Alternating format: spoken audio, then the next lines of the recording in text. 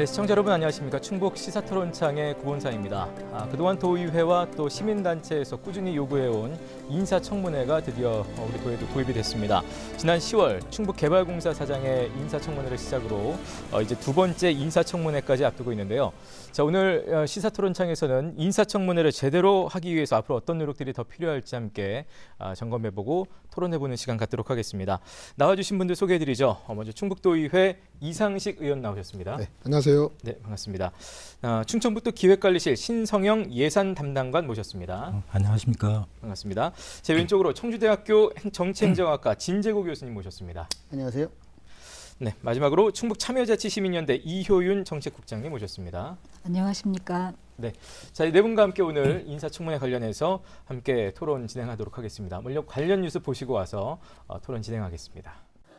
충청북도 인사청문회의 1호 청문 대상은 이상철 충북개발공사 사장 후보자였습니다. 지난 6월 퇴직한 국토교통부 관료 출신으로 4명의 지원자 가운데 가장 높은 점수를 받아 최종 후보자가 됐습니다. 범죄 경력 등 결격 사유가 있는지 확인할 도덕성 검증은 비공개로 진행됐고 정책, 전문성 검증만 공개됐습니다. 후보자는 산업단지 개발에 치우친 사업을 다변화하고 재정 기초 체력을 높이겠다는 포부를 밝혔습니다. 국가 국민을 위해서 제가 할 수 있는 또 배우고 경험을 쌓은 분야에서 일선에서 한번 일하면서 그거를 실제로 구현해보고 싶다. 수익이 되는 기존 사업의 분양이 마무리 단계에 접어들면서 신규 투자에 따른 부채율 상승 우려에 직면한 충북개발공사.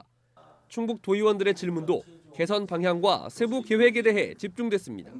수익 보조, 다변화 및 사업비 절감 노력 등 재정적 기초 체력 강화를 하신다고 그러는데 이게 구체적으로다가 줄이실 수 있는 계획이 있으신 건지. 수익과 지출의 절벽이 발생하는 그런 문제들이 없어야 되겠다고 생각을 하고요. 그러기 위해서는 사업 다변화가 필요하고. 답변이 계획서를 되풀이하거나 원론적인 수준에 머물자 무성의하다며 호통이 나오기도 했습니다. 이런 식으로도 대답을 듣고자 우리가 청문회 하는 게 아닙니다. 답변하라는 말씀도 제가 한 10번, 20번 들고 답변을 어떻게 하겠다는 얘기는 없잖아요. 처음이고 준비 기간이 짧았다고는 하지만 결국 특별히 얻은 것 없이 끝난 청문회. 어떤 인물인지를 알 수 있다는 측면에서는 긍정적이었다고 보고요. 다만 질문이나 답변이 너무 평이해서 전문성이나 경영계획 이런 것들을 평가하기에는 부족함이 있습니다. 충북도의회는 청문회 개최만으로도 부적격자의 지원이나 임명을 막는 효과가 있다며 충북테크노파크 원장에 대한 청문회는 더 충실히 준비하겠다고 밝혔습니다. 네, 인사청문회 관련한 뉴스를 먼저 함께 보셨습니다. 이제 지난 10월 1일에 있었습니다. 충청북도 첫 번째 인사청문회. 이에 대한 평가라고 할 수도 있겠고요. 의미 부여를 해주셔도 좋을 것 같습니다. 좀 키워드로 일단 표현해서 한마디로 좀 정리를 해주신다면 우리 담당관님부터 좀 들어볼까요? 예, 저는 시작은 반이다라고 생각을 합니다. 지난 9월 17일 날 의회하고 협약을 해서 4개 기관에 대해서 이제 청문회를 실시하기로 했는데 우선 10월 1일 날 충북개발공사 청문회를 실시하였습니다. 예. 그리고 이 청문회 목적이 임명 전에 청문회를 실시해서 우수한 인재를 영입하는 데 목적이 있습니다. 비록 처음 시작은 좀 미흡했지만 우수한 인재를 영입을 한다고 하면 해당 기관도 발전이 될 거고 더 나아가서는 도민한테도 큰 이득이 될 거라고 생각이 됩니다. 그런 측면에서 저는 시작했다는 데 큰 의미가 있다고 생각이 됩니다. 네, 계속해서 이 의원님께 자연스럽게 좀 드리겠습니다. 뜬금없고 자화자찬인의 표현일지도 모르겠는데요. 저는 역시로 한번 정해봤습니다. 역시요? 저희 11대 의회가 들어오면서 단체장, 즉 도지사와 민주당 의원들이 다수라서 기울어진 운동장이라고 그들 많이 우려를 했었는데요. 네.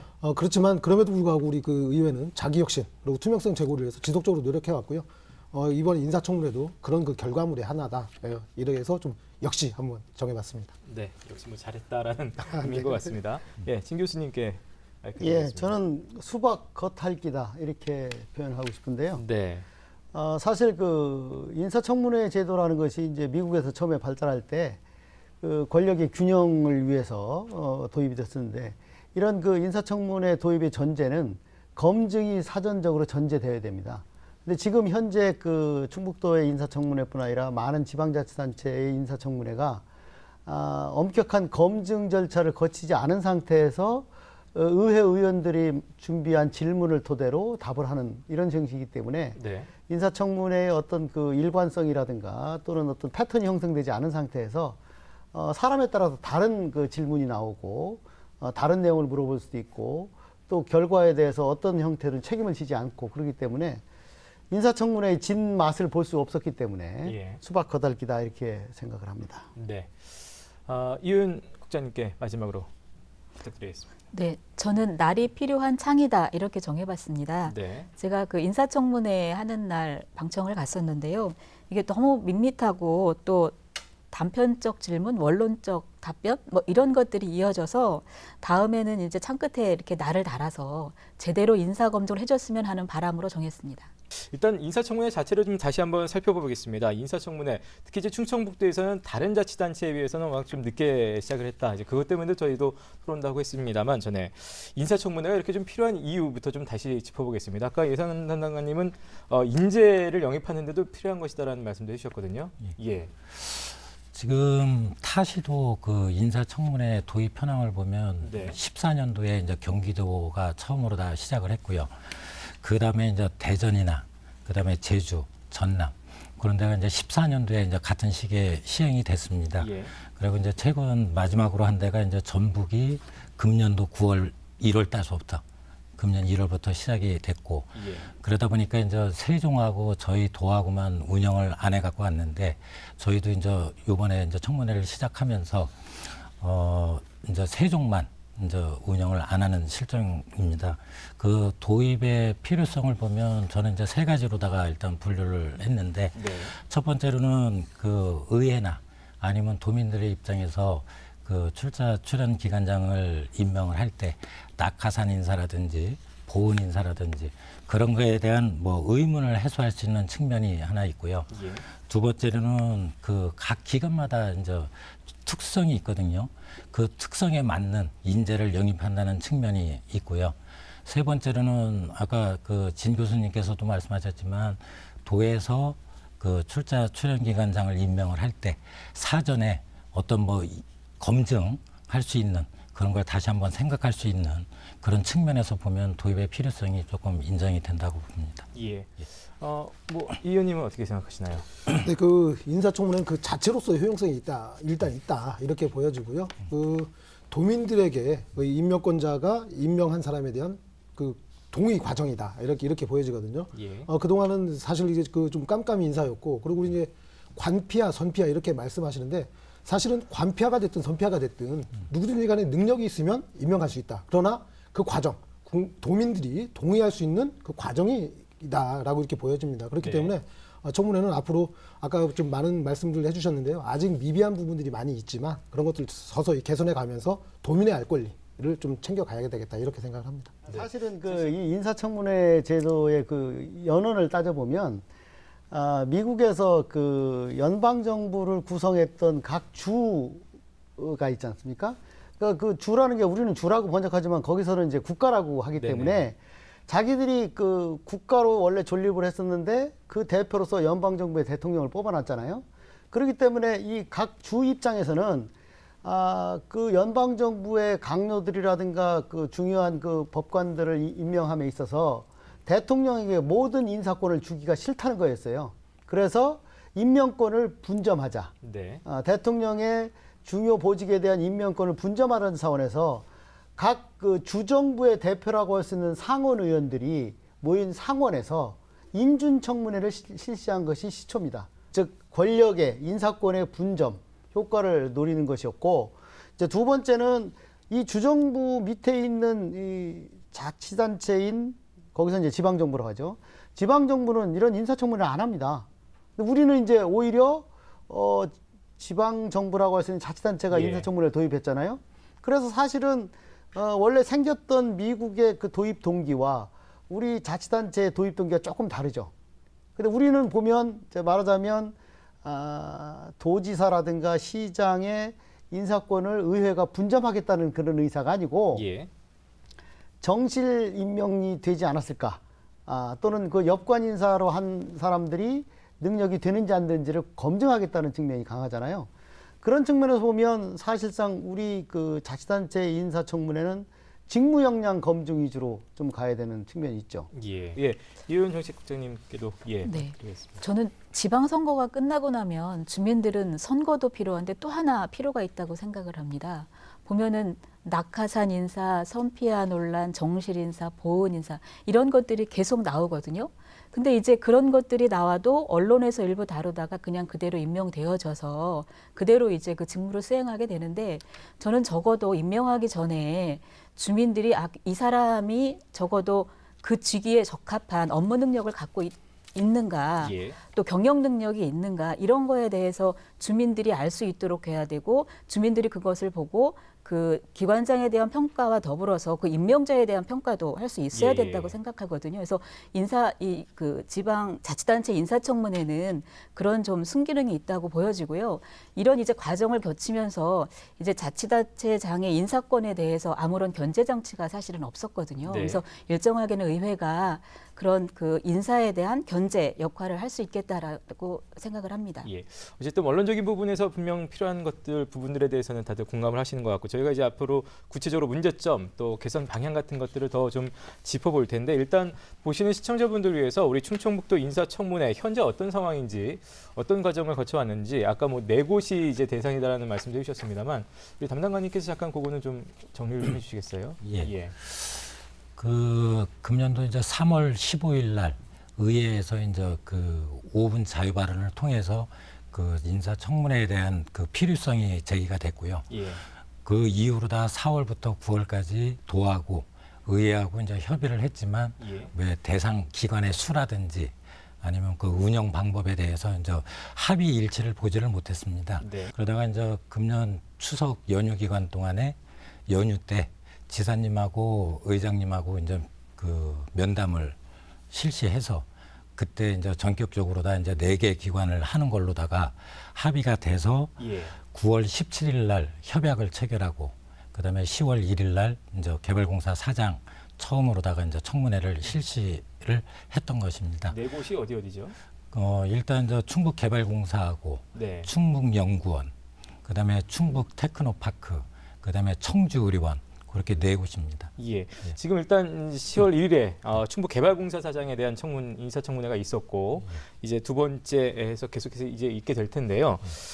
이게 아까 조금 전에도 그 법적인 근거를 잠깐 말씀해 주셨어요, 진 교수님이. 이제 법적 근거가 약하다. 이게 이제 도와 의회 사이 협약으로만 돼 있다. 이 부분이 지금 짚어주셨는데 실제로 지금 어떻습니까? 뭐 관련 조례라는 게 같은 것들이 있습니까? 이 부분에 대해서. 첫째 그 우리도는 뭐 조례에 의하지 않고 지금 협약에 의해서 지금 인사청문회를 추진하고 있는데요. 지금 16개 시도가 지금 13개 시도는 협약에 의해서 하고 다른 것도요? 3개 시도는 의회 규정으로다가 지금 추진을 하고 있습니다. 그리고 이제 정부 동향을 보면 정부에서도 이제 출연 기간에 대한 법률을 근거를 마련을 하려고 뭐 의회에 제출한 상태인데 의회에서도 지금 보류가 되고 있습니다. 국회에서. 그 이유가 뭐냐면 그 중앙정부의 그 공공기관은 하지는 않는데 왜 지방자치단체만 하느냐 그런 형평성 문제도 있고요. 그 두 번째는 이제 기관마다 상황이 다른데 일률적으로다가 청문회를 하는 게 맞지 않다. 그래서 이제 보류를 해놓고 있는 상황입니다. 그래서 이제 저희 도 같은 경우도 이제 중앙 정부에서 지금 저 수정 발의를 해갖고 아마 그 법을 다시 이제 발의를 한 걸로 알고 있는데 그게 통과가 되면 저희도 이제 조례를 뭐 제정을 검토를 해서 뭐 좀 적극적이나 아니면 운영에 좀 잘 될 수 있도록 그렇게 제정할 뭐 생각을 하고 있습니다. 법적인 근거 토대로 분명히 마련하겠다는 그런 입장이시고, 이 의원님. 그 조례가 지금 현재 이제 저희는 그렇거든요. 이게 상위법에 근거해야 됩니다. 그런데 이제 상위법에 지방자치법에 그 인사청문회에 대한 규정이 전혀 없습니다. 그렇기 때문에 저희가 그거를 기반으로 하는 조례를 제정하겠다. 이건 아직까지는 이게 불가능한 상황이고요.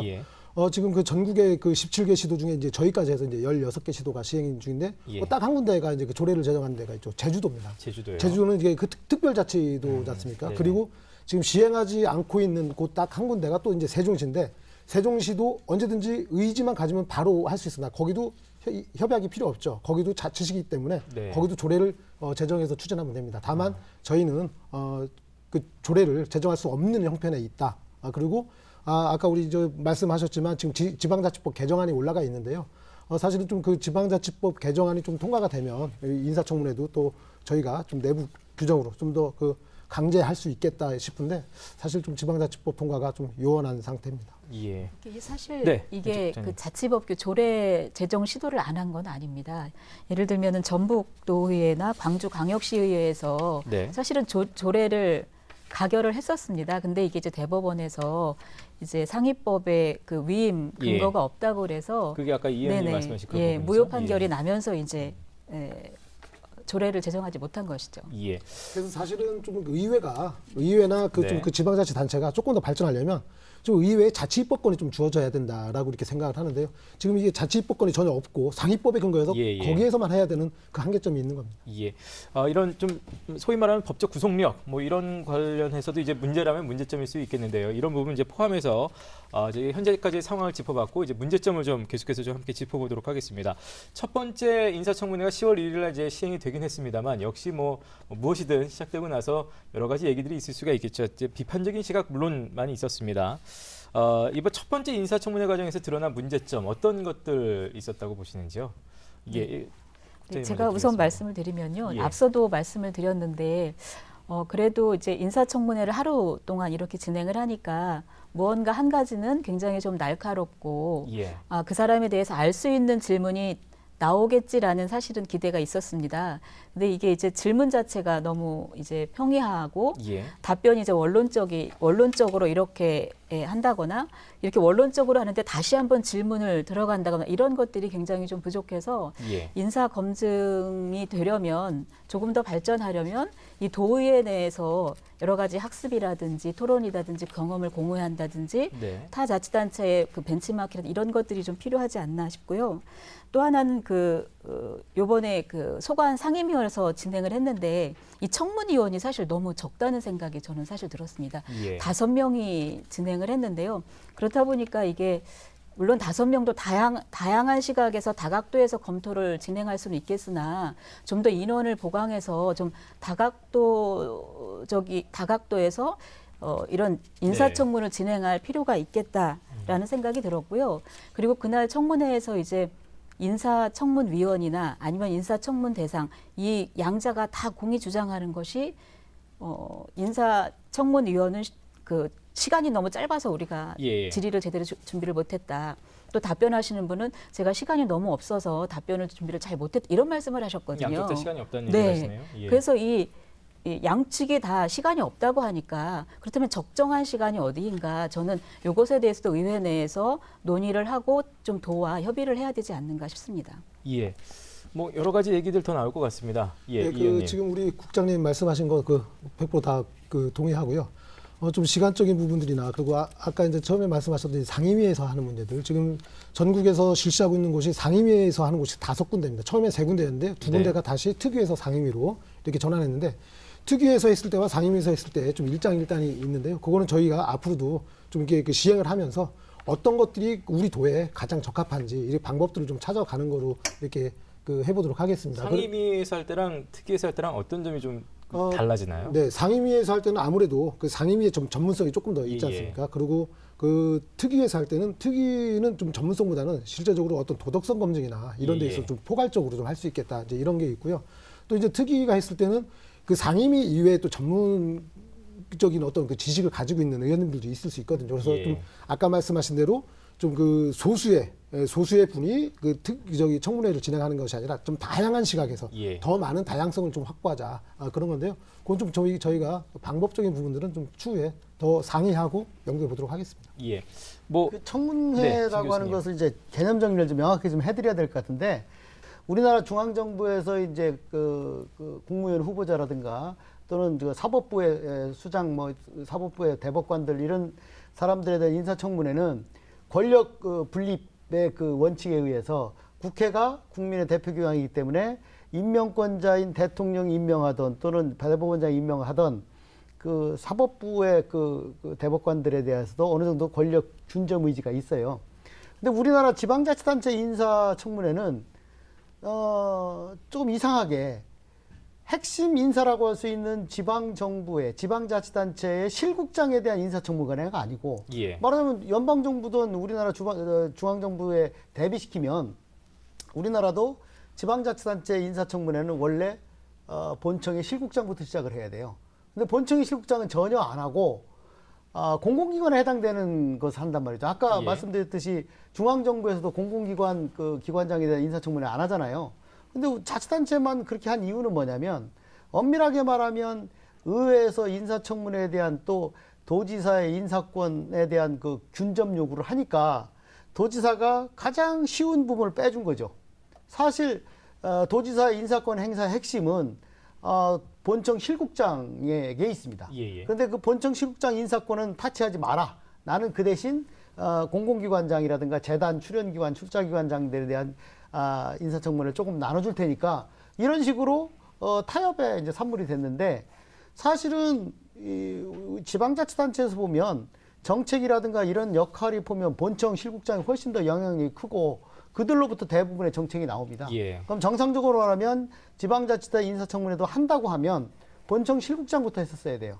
그런데 이제 대부분의 자치단체들이 공공기관이라든가 어떤 출연기관부터 시작을 했는데 그것을 뭐 본청으로 갖고 오기는 이제 정치적 맥락 때문에 어려울 것 같고 만약 공공기관장에 대한 그런 인사청문회를 한다고 하면 가장 중요한 것은 청문회에 있어서 검증이 전제돼야 되는데 지금 중앙정부에서 국무위원 후보자에 대해 인사청문회 할 때는 일단 청와대 인사수석실과 민정수석실에서 100여 개 또는 200개 가까이 되는 인사검증 질문이 있습니다. 예. 그것을 통해서 사전 질문서를 받고 그것을 또 국정원이라든가 또는 경찰청 정보과를 통해서 정보 수집을 하고 많은 자료가 축적된 걸 토대로 해서 검증을 1차 검증을 통과한 사람에 대해서 의회가 검증을 하거든요. 예. 근데 지금 자치단체 이 공공기관 인사청문회는 전혀 그런 사전적인 검증 자료가 없는 상태에서 의회에서 노력을 하다 보니까 아까 말한 대로 법적 근거도 없으니까 어떤 자료를 강제해서 받기도 어렵고 또 의원들이 그 분야에 어떤 전문성을 갖고 있지는 않기 때문에 물론 이제 상임위원 같으면 해당 분야에 전문성이 있지만 인사 분야에 대한 전문성이 없기 때문에 예. 질문이라든가 어떤 방식으로 이 사람의 능력을 검증해야 될지에 대한 그런 것들이 없기 때문에 아까 제가 말한 대로 그냥 통계 의뢰로 갈 가능성이 상당히 많다는 거죠. 그래서 이것을 제대로 자리 잡게 하려면 우선 의회에 그 인사 부서를 두던 아니면 본청의 인사 부서를 활용하던 예.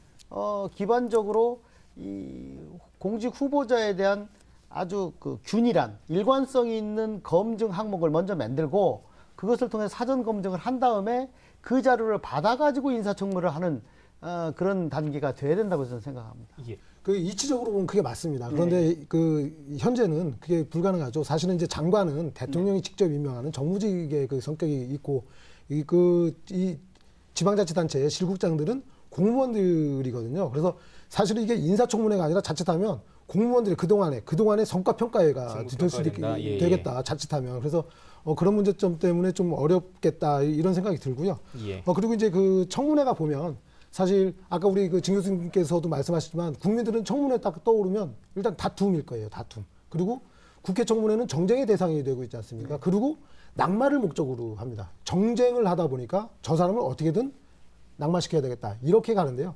이거 그 인사청문회 취지에 전혀 맞지 않죠. 그래서 지방의회는 그리고 지방자치단체는 그런 것들이 아니라 인사청문회 정말로 그냥 검증하고 아까 말씀하신 것처럼 선거를 도우신 분들도 임명될 수 있습니다. 왜? 그 도지사가 무언가 정책을 추진하는데 그 정책을 같이 만들고 선거를 같이 치렀던 분들이 같이 해야 되겠죠. 다만 도민들이 그걸 동의할 수 있느냐. 도민들에게 공개하고 저 사람이 전문성은 이러이러하다. 아니면 진짜로 그냥 보훈 인사다. 이것이 드러날 수가 있겠죠. 그래서 그런 측면에서 보면 청문회가 좀 그 지금 시행되는 것들이 좀 보완돼서 하는 것들도 맞을 것 같다 이렇게 생각을 합니다. 예. 우리 담당관님께서는 이번 인사청문회 처음 시행된 거 보시면서 뭐 어떤 점들이 좀 아쉬웠다라든지 문제점이 있다고 보여주시는지요? 예. 지금 뭐 대부분 시간이 부족한 그 부분에 대해서 예. 이제 언급을 많이 하셨는데요.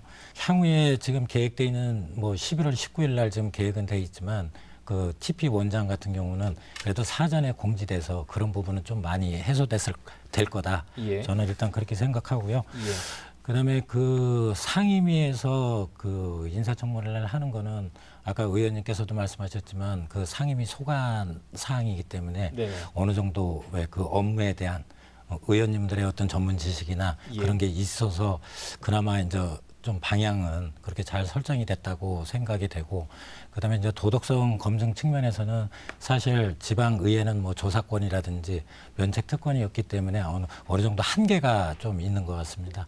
이게 이제 조심스러운 접근인 것 같아요. 예.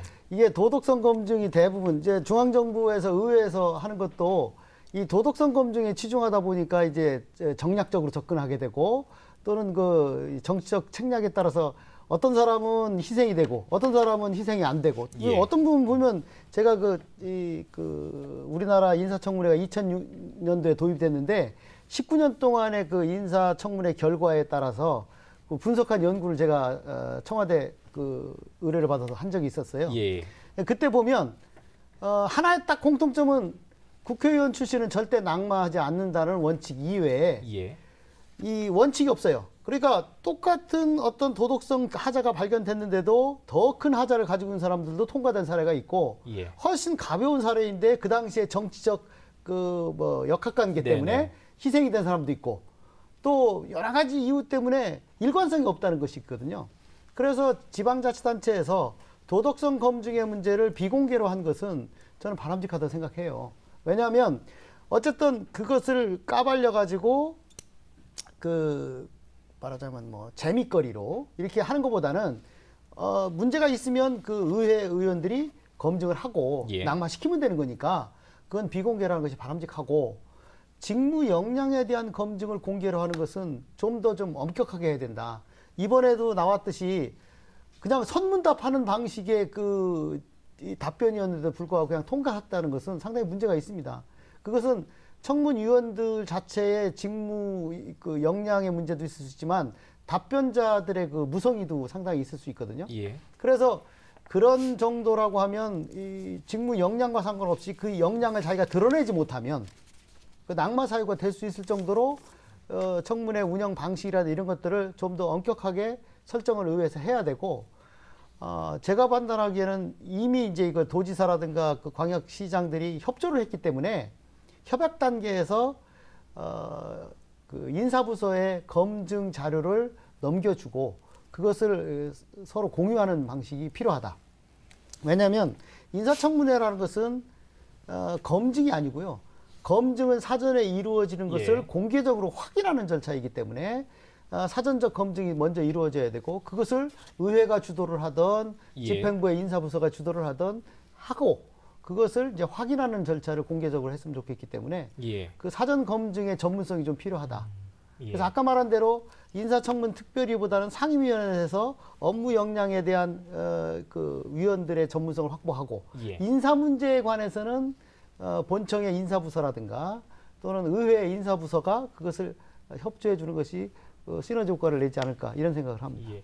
조금 전에 그 의원님 그 말씀하신 낙마라는 표현을 쓰셨습니다만, 이제 중앙정부 쪽에서 실제로 이제 부적격자로 판정이 될 때 이게 뭐 그만큼의 그런 효력이랄까요? 법적 구속력을 없죠. 네, 없군요. 법적 구속력 없고요. 다만 예. 그 의견을 실제적으로 청문회가 실시될 때, 저희는 뭐 이제 처음이니까 아직 이제 그런 그 경우는 없지만 인근 대전에서는 이제 그런 경우가 있습니다. 그 총 15번의 그 청문회 중에서 2번이 이제 부적격이었고 2번을 집행부에서 수용을 해서 예. 총 3명인데요. 그중에 2명이 이제 부적격자인데 집행부에서 수용한 그런 선례가 있습니다. 그리고 도민들이 지켜보고 있습니다. 청문회를 했고요. 그리고 청문회에서 부적격자로 나왔는데 그것을 뭐 집행부에서 강행하기에는, 여기는 생활 공간이지 않습니까? 그 국회는 정치 공간이면 이 지방자치단체는 생활 공간이거든요. 쉽게 어떤 정치적인 그런 그 좀 판단을 하기는 쉽지 않을 것이다, 이렇게 내다보고 있습니다.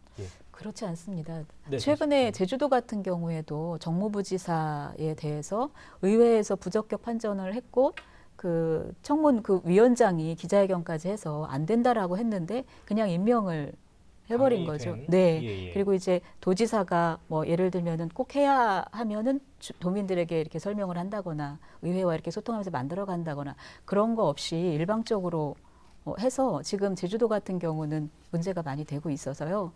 우리 지역도 사실은 자치단체장이 바뀌고 또 의회 구성원이 바뀌면 사실 지금과 같은 상태면 어떻게 변할지 그건 사실 알 수가 없습니다. 제주도 같은 경우는 이제 인사청문회가 조례로까지 제정이 된 상태인데도 전혀 그런 법적 구속력을 발휘를 못하는 거네요. 네, 법적 구속력은 없고요. 예, 이제 예. 의견을 사실은 도지사가 이제 존중을 해서 예. 그것을 인사를 해야 되는데 이제 그 존중을 좀 하지 않은 거죠. 네, 그래서 이제 정치적으로 아마 책임을 그런 지는. 것도 네. 같습니다. 이게 조례니까 그 조례를 이제 강제로 하다 보니까 이게 이제 정치 공간이 돼버린 것 같고 협약은 그 뜻에 제가 따르겠습니다라고 아마 협약을 해놨으니까 그래도 예, 좀 예. 거부하지 못했던. 그러니까 이게 좀 아이러니한 거죠, 사실은 어떻게 보면. 그래서 사실 제주도가 아이러니한 게요. 현재 제주도지사가 인사청문 대상을 확 늘려놨습니다. 예. 그래서 처음에는 이제 굉장히 좀 민주적으로 하고 또 의회와 협력적으로 할 것으로 기대를 했는데 사실은 이렇게 이제 일방적으로 해버리면서 도민들이나 지역의 단체들은 많이 실망을 한 상태라고 합니다. 그러니까 사실은요. 예. 아까도 말씀드린 인사청문회라는 게 분명히 인사권자의 인사권을 100% 갖고 있던 것을 의회한테 조금 넘겨주는 거거든요. 근데 넘겨줄 때 동의권까지 넘겨주면 상당히 넘겨주는 것이고 예. 청문회까지만 하게 하고 임명권은 내가 오로지 갖겠다고 하면 한 20% 정도 넘겨준 겁니다. 예. 그러니까 우리나라도 중앙정부에서 보면 국무총리라는 임명 동의를 하잖아요, 의회가. 그러니까 동의권을 줄 때는 거의 50대 이상을 퍼센트 이상을 준 것이고 국무위원의 경우에는 청문회만 하고 그 임명 여부는 대통령이 판단하기 때문에 한 뭐 10% 내지 20% 준 거예요. 근데 그 10%, 20%가 언론에 공개되기 때문에 상당 부분 영향을 발휘할 수 있잖아요. 제가 말씀드리는 그거예요. 우리나라 중앙정부에서는 분명히 동의를 해야 되는 사안과 그냥 청문회를 하고 그것으로 끝인 경우를 구분해 놨잖아요. 자치단체의 경우에도 예. 아까 말한 대로 정무부지사처럼 부지사의 경우에는 동의를 한다든가 아니면 부지사부터 모든 기관장까지 그냥 청문회만 하고 최종 임명권 여부는 도지사에게 준다든가 이것을 명확히 해야 돼요. 근데 지금은 대부분 경우 동의권을 갖고 있지 않지 않습니까? 근데 제가 판단하기에는 중앙정부에서 국무총리에 대해서 이제 의회가 동의권을 갖는다고 하면 우리나라도 자치단체의 경우에 부지사의 경우에는 동의권을 갖는 것이 좀 필요하다고 생각해요. 그래야만 의회가 도지사의 인사권에 대해서 상당 부분 견제를 갖는 것이기 예. 때문에 그래서 행정부지사의 경우에 이제 지금은 거의 그 도지사하고 행정안전부의 그 협상에 의해서 만들어지잖아요. 예, 예. 그래서 제가 판단하기에는 행정부지사라 하고 정무부지사, 뭐 경제부지사라는 이름을 쓰기도 하지만 부지사의 경우에는 의회의 동의권을 좀 줘서 그 인사청문회가 실효적이 되도록 하고 나머지 이제 공공기관장의 경우에는 인사청문회를 하고 그에 대한 적격 여부만 판단해서 최종 권한은 도지사 갖는 방식으로 이런 정도로 이원화해서 인사청문회의 성격을 명확하게 할 필요가 있다는 겁니다. 예. 그런 것들이 제가 판단하는 법적 근거가 아니더라도 협약을 통해서 할 수도 있고 그런 것들을 좀 더 명료하게 하려면 이제 지방자치법 개정을 통해서 해야 되는데 예. 아마 행정부지사에 대해서 동의권을 갖겠다면 행정안전부가 반대하고 나올 거예요.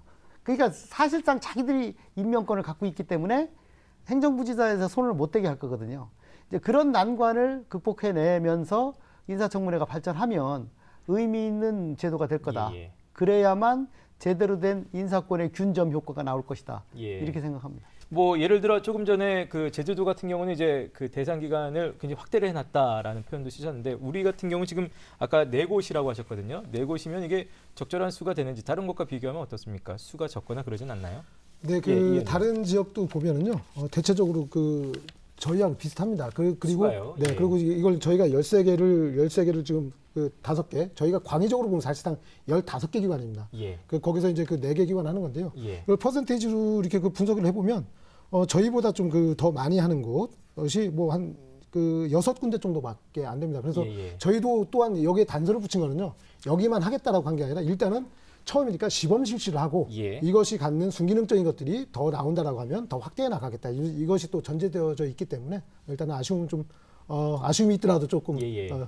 참고 있습니다. 네. 근데 사실 좀 너무 아쉽더라고요. 이게 프로테지를 해보면 거의 평균에서 이렇게 기관을 선정했다라는 느낌이 들어서 뭐 예를 들어서 평균 프로테지에서 기관을 선정할 것이 아니라 그래도 적어도 이곳 정도는 해야 되겠다라는 예.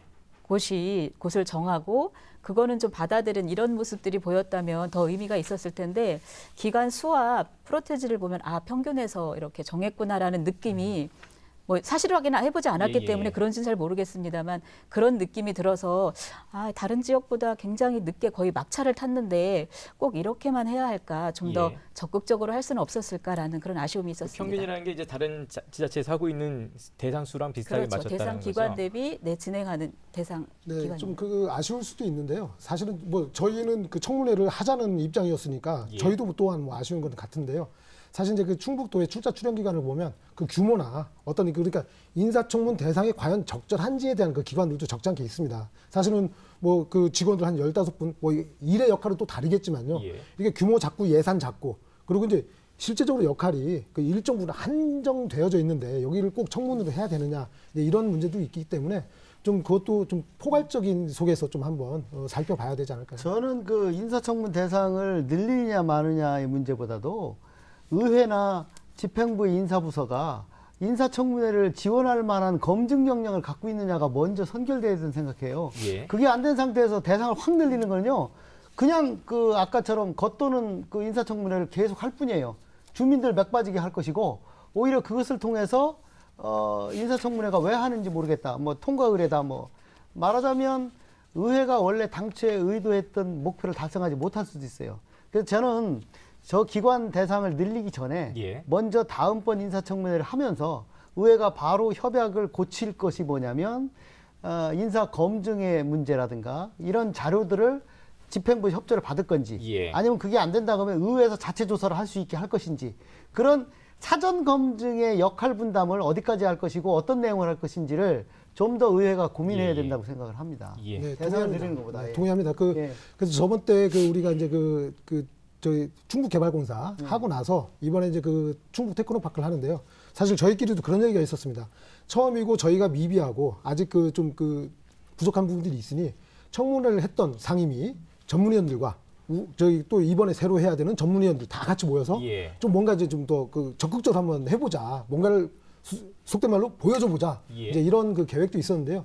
사실 이게 인사처리 또 지금 행정사무감사 그리고 예산심사 이런 것들이 같이 물려 있다 보니까 저희 좀 계획이 좀 실행되지는 못했지만 앞으로는 아마 그 인사가 그 시기에 따라서 정해진다면 좀 그 전체 의회 차원에서 그 청문회를 좀 준비를 할 수 있겠다. 좀 이렇게 하면 아까 우리 진 교수님께서 말씀하신 부분들을 저희가 좀 한번 좀 뭔가 좀 해소하고자 하는 노력의 좀 그 과정이 될 수 있겠다 이렇게 생각합니다. 왜 그런 말씀 드리냐면 이번에 그 의원님께서 인사청문회 참여하셨습니까? 이번엔 안 했습니다. 네, 그러니까 왜 이런 말씀 드리냐면 의원들이 그 상임위원회가 다 다르고 그렇기 때문에 어떤 기관은 또 A라는 위원들이 참여하고 어떤 기관은 B라는 위원회가 참여하잖아요. 그러면 어떤 규칙이라든가 정보 제공의 일관성을 갖고 있지 않으면 질문 내용이라든가 검증 내용이 상이할 수 있어요. 그러면 어떤 경우에는 아까 말한 대로 지금은 뭐 처음이니까 정치적인 뭐 전략이라든가 정치적인 입장, 역학관계가 반영 안 된다고 하지만 나중에 의회가 A당이고 집행부는 B당이 했다고 칩시다. 그럴 경우에는요. 이 청문회가 정치적 투쟁의 수단으로 변질될 수도 있거든요. 지금처럼 집행부와 다수당이 일치될 때는 그냥 조금처럼 넘어가지만 지금 이 정반대 입장, 의회 구성과 집행부 구성이 다를 때, 정치적 당당이 다를 때 이게 청문회가 정치적 정쟁의 그 장으로 전락할 가능성이 있거든요. 그렇기 때문에 아까 그 교수님께서도 긍정적으로 봐주신 도덕성 검증은 그래서 이제 비공개를 한 겁니다. 사실은 그게 이제 공개되면 거기에서 이제 그 정쟁이 이제 시작될 거. 도덕성 검증 이전에 저는 아까 말한 대로 검증의 일관성이라든가 전문성을 갖고 있는 그런 지원 부서가 먼저 만들어지고 그 매뉴얼이 만들어져야 된다. 그런 말씀을 드리는 겁니다. 일단 이 두 번째 인사청문회를 곧 실시해야 되잖아요. 근데 이제 교수님이 말씀하신 그런 것들을 하기에는 시간이 약간 좀 부족한 현재 상황이어서 좀 문제가 있는데요. 일단은 저는 시민들이 볼 때는 그럴 것 같아요. 첫 번째 했을 때는 처음이니까 시간도 없고 그랬으니까 그렇겠거니 하지만 두 번째는 또 기대를 하잖아요. 근데 또 의회 상황으로 보면 의회에서는 또 처음 하시는 분들인 거잖아요. 그러다 보니까 이제 지난번과 똑같다 이러면 또 다르지 않은? 네. 예. 비난을 받으실 수 있기 때문에 저는 지난번에 하신 분들의 경험도 공유하면 좋겠지만 저는 대전 같은 경우는 또 오래 해왔잖아요. 그래서 그런 곳에 좀 벤치마킹이라든지 아니면 초청 강연이라든지 이런 것들을 같이 좀 학습을 하셔서 저는 그래도 할 때마다 좀 나아지는 도의회 또 열심히 하는 도의원 이런 말을 듣는 그런 인사청문회가 됐으면 좋겠습니다. 그래서 저희도 그 먼저 했던 곳을 다녀왔습니다. 다녀와서 거기서 했던 그 자료들 그리고 방식들 그리고 좀 개선해야 될 점들 그분들 먼저 해보셨으니까요. 그분들이 느끼는 개선점은 무엇이 있는지 그런 거에 대해서 저희도 좀 청취하고 이번에도 좀 반영을 좀 하려고 하고 있습니다. 그 중에 하나가 그 자문단 구성인데요. 사실은 전문성이 좀 부족할 수도 있다는 이런 것들 때문에 해당 기관에 근무하셨던 퇴직하신 분들이죠. 그런 분들로 해서 좀 자문단을 꾸려서 어떤 측면에서 미래 비전은 어떻게 봐야 되는지 이제 이런 것들을 좀 한번 요목조목 질문거리들도 좀 한번 만들어 보고요. 이렇게 좀 노력은 하고 있습니다만 사실은 저희도 하면서도 좀 불안합니다. 저희가 다음 주에 바로 행정사무감사입니다. 행정사무감사 끝나고 바로 그 다음 날 또 인사청문회를 하거든요. 그러다 보니까 일에 연속이죠.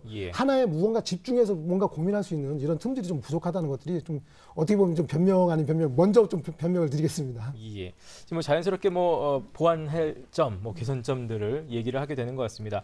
우리 담당관님께서도 글쎄요, 이렇게 도에서 직접 또 스스로 얘기하기 쉽지 않으시겠습니다만 어떤 점들이 이른바 그런 한계를 좀 넘어설 수 있는 보완점이 될까요? 글쎄 지금 저 청문회를 시작하면 사실 이제 주체는 의회 쪽에서 진행을 해야 되고 저희들은 이제 그 서브 지원해주는 그런 입장으로다가 이제 해야 되는데 지금 여기서 많이 논의된 부분에 대해서 저희들이 예를 들면 그 사전 인사 검증에 필요한 어떤 사항이 있다거나 어떤 기타 저희들이 지원해줄 사항이 있으면 저희들 쪽에서도 적극적으로 좀 검토해서 의회하고 협의해서 운영 방안을 좀 개선하는 쪽으로다가 그렇게 노력을 하겠습니다. 혹시 아까 이윤 정책국장님은 그 네 곳의 수를 평균 수에 맞추지 말고 꼭 해야 되는 곳은 이렇게 넣었어야 된다는 말씀하셨는데 혹시 지금 시행하고 있는 네 곳 외에 꼭 들어갔어야 된다고 생각하는 데가 있어서 그렇게 말씀하신 건가요? 됐습니까? 저는 이제 적어도 상임위별로 하나씩은 했으면 좋겠다라는 그런 생각이 있었는데요. 그렇게 안 돼서 아쉬움이 있었고요. 지금 상임위별로 한 군데씩입니다. 네 군데. 네, 그 교육위원회만 빠진 거고요. 네, 교육위원회는 좀 그 청문 대상에 넣기가 그 교육청이나 이런 데는 그래서 거기만 빠져 있고 나머지 4개 위원회는 한 군데씩 일단 이렇게 정했습니다. 그래서 어찌됐든 이게 평균으로 딱 맞추다 보니까 사실 확인은 안 됐지만 그런 예를 들면 신용보증재단이나 이런 데도 사실은 필요하고요. 문화재단 같은 경우도 사실은 그렇게 필요한 곳인데요. 아무튼 이게 이제 처음 시작한 거라 확 늘려라라고 말씀은 못 드리지만 저는 도의회에서 진 교수님 말씀하신 것처럼 그런 구조와 시스템을 만들어 나가는 것과 더불어서 그 도에 있는 그런 출자 출연 기관에 대해서도 정말 적정한 인물이 되는지에 대해서 살펴보기 위해서는 꼭 필요하기 때문에 이렇게 점진적으로 늘려갔으면 좋겠다는 생각이 들고요. 11월 19일 날 2번째 인사청문 예정돼 있다고 하셨잖아요. 근데 그때도 또 저는 똑같이 기간이 부족하다는 말씀 나오실 수 있을 것 같아서 이게 이게 그 인사청문을 요청해서 결과 보고서 채택까지 15일. 이더라고요. 그래서 이게 제가 볼 때는 휴일 끼고 이렇게 하게 되면 굉장히 짧을 수 있어서 이 기간에 대해서는 국회 같은 경우는 20일 정도 하고 있고 20일로 하고 있는 또 광역 시도가 있잖아요. 그래서 그것을 고민해 보시든지 아니면 인사청문회를 15일 내에 하고 그 청문서 보고서 결과 송보일을 추가로 2일이나 3일을 한다든지 이런 방법들을 저는 도와 협의를 하셔서 그 기간은 좀 협의를 하셔서 2번째 때는 좀 늘리셨으면 좋겠다라는 생각이 있습니다. 그렇게 좀 상의해 가고요. 어쨌든 지금 처음이 있기 때문에 솔직히 좀 시행착오도 있을 수 있습니다. 그렇기 때문에 좀 말씀하신 대로요. 그런 의견들 저희가 소중히 받아들여서 좀 같이 상의하도록 하겠습니다. 혹시 다른 지자체 중에 정말 잘하고 있는 데가 있는 것 같다. 길게 지금 시간은 많이 남지 않았습니다만 아까 대전 얘기를 잠깐 해주셔서 다른 데 이렇게 벤치마킹 할 만한 데가 있을까요? 아까 진 교수님 말씀하셨는데요. 굉장히 잘하고 있는 자치단체를 말씀드리기는 아, 어려울 그렇군요. 것 같습니다. 예. 그래서 충청북도가 잘하면 다들 되겠군요. 이제 지역에서 그 인사청문회를 실시하는 지역을 보면 많은 문제가 있고 예. 또 뭐 아까 제주도처럼 그렇게 부적격 판정이 났는데 네. 뭐 하기도 하고 이래서 계속 문제가 있기 때문에요. 저는 광역시도의회가 이 인사청문회와 관련돼서는 정보를 공유했으면 좋겠다. 예. 그리고 구조를 만드는 것도 충북도가 이렇게 뭐 만들면 좋겠지만 같이 상의해서 그런 것들을 만들어 나가는 저는 이런 실험들을 광역시도의회 협의회나 뭐 의장협의회나 해서 예. 만들어가면 어떨까라는 생각을 좀 해봤습니다. 예. 사실 신 이 교수님. 문제에 관해서는요. 이게 정치적 중량감에 보면 광역자치단체장, 집행부의 수장인 광역자치단체장과 그 각 시도의회 의원들 간의 정책 중량감이 상당히 차이가 납니다. 그러다 보니까 특히 같은 당이 집권한 경우에는 이 청문회가 상당히 그냥 통과 의례로 가고 있고 예. 또 그렇지 않은 경우에도 사실상 이런 그 사전 검증이라든가 일관성을 가질 매뉴얼을 갖고 있는 시도가 별로 많지는 않아서 의원들의 그냥 기분에 따라서 다른 결과를 가져오기도 하고 그러거든요. 그래서 이것이 제대로 된 이 광역자치단체의 인사권을 균점하는 역할을 하려면 제가 보기에는 의회 노력이 필요하고 그 의회가 독자적으로 하기보다는 지금 국장님 말씀하신 것처럼 시도의회 협의회에서 그런 것들을 좀 통일화하고 좀 같이 노력할 필요가 있다고 생각합니다. 타 도의회도 뭐 별반 다르지 않다. 그래서 사실 이게 아까 처음부터 말씀드린 것처럼 법적인 한계, 제도적인 한계 때문에도 뭐 많이 막혀 있는데요. 그런데 다른 의회도 그렇고 지속적인 노력은 좀 하고 있습니다. 경남 도의회 같은 경우에도 저희가 좀 다녀오니까요. 그 의원의 어떤 그 개개인의 어떤 그 느낌이나 이런 것들을 좀 배제하고 그 6개 항목으로 평가표를 만들어서요. 직접 점수를 매겨서 70점 이하는 낙마. 뭐 이렇게 좀 규정을 정했더라고요. 그리고 광주 같은 데는 특위가 하고 있습니다. 이제 상임위가 하는 게 아니라 그런 데서 또 특위 위원들이 그 상임위가 다르다 보니까 좀 전문성이 좀 그 약간 부족할 수도 있습니다. 이런 분들을 위해서 사전에 그 관계 기관을 방문해서요. 관계 기관의 속속들이 좀 이렇게 브리핑을 받고 자기가 궁금한 것들 질의하고 이러면서 좀 넓혀가는 방법도 이렇게 찾아가고 있습니다. 두 번째 인사청문회를 기대를 좀 해도 되는 걸까요? 아까 변명드렸습니다. 네. 기대를 해봐야죠. 마무리 말씀 저희 시간 관계에서 좀 짧게 듣도록 하겠습니다. 우리 예선 담당님부터 좀 듣도록 하죠. 아무튼 뭐 저희 도가 타 시도에 비해서 조금 늦었지만 그래도 뭐 앞으로 지금 말씀하신 여러 가지 문제점이나 아니면 보완할 사항을 보완해서 나가면 좀 우리 도가 다른 도에 비해서 좀 잘 되지 않을까 그렇게 생각하고요. 또 이를 통해서 또 뭐 우수한 인재를 영입해서 우리 도가 발전하고 한다면 그 자체로도 아마 크게 성공한 케이스라고 저는 생각합니다. 이윤정 국장님 마무리 말씀 부탁드립니다. 네. 앞서도 말씀드렸지만 두 번째 인사청문회가 곧 있잖아요. 제가 볼 때는 도민들의 평가는 두 번째일 겁니다. 네. 그래서 좀 기대를 갖고 지켜보고 또 그 기대를 충족해 주셨으면 좋겠고요. 또 하나는 저는 도민분들이 이 인터넷 그 인사청문회가 인터넷 생중계가 되거든요. 그래서 그 인터넷 생중계를 좀 지켜보시고 네, 의회도 평가하고 또 그 기관장 후보도 평가하고 인사권자에 대한 평가도 좀 같이 해주셨으면 좋겠다. 이런 것이 진행되어야 사실 인사청문회도 발전하고 자치단체도 발전할 수 있습니다. 신 교수님 받아주시죠. 그 의회라는 것이 지방자치단체 장의 집행부를 견제하는 중요한 기능 중에 하나인데 특히 인사권이 지금 지방자치단체장은 매우 포괄적이고 큽니다. 그런 인사권을 균점하고 견제하려면 이 인사청문회가 중요한 기능을 할 수 있어요. 근데 문제는 아까 제가 말씀드린 사전 검증 장치가 없기 때문에 차제에 의회에서 이런 사전 검증 장치를 만들 수 있는 인력을 보강하고 그런 매뉴얼을 만드셔서 정착할 수 있도록 했으면 좋겠습니다. 뭔가 보여주겠다고 말씀하신 이상식 의원님 말씀. 청문회 하면 우리 도민분들도 많이 이제 처음에 선입견은 많이 불편하실 겁니다. 이전까지 저희가 청문회를 접해봤던 것들이 좀 그 잘못되어 왔던 것들이 많기 때문인데요. 아무튼간에 그 인신공격을 통해서 정치적인 이익을 얻고자 하는 거 그 지방의회에서는 필요 없습니다. 저희가 청문회 순기능적인 부분들을 위해서라도 더욱더 솔선수범하고 오늘 제가 알지 못했던 부분들도 많이 말씀해 주셨는데요. 그런 부분들도 저희 의회에서 의원들과 상의해서 더욱더 좀 발전하는 청문회 만들어 보도록 노력하겠습니다. 자, 오늘 토론에 함께해 주신 네 분 감사드리겠습니다. 고맙습니다. 인사가 만사라는 말 흔히 듣는 말입니다. 그만큼 인사가 굉장히 중요하다는 얘기가 되겠는데요. 국민들의 많은 기대와 또 관심 속에 집중됐던 인사청문회 이제 시작이 됐습니다. 오늘 드러났던 여러 가지 미비점들, 보완해야 될 점들 잘 보완이 돼서 앞으로도 온전한 제도로 정착되기를 바라겠습니다.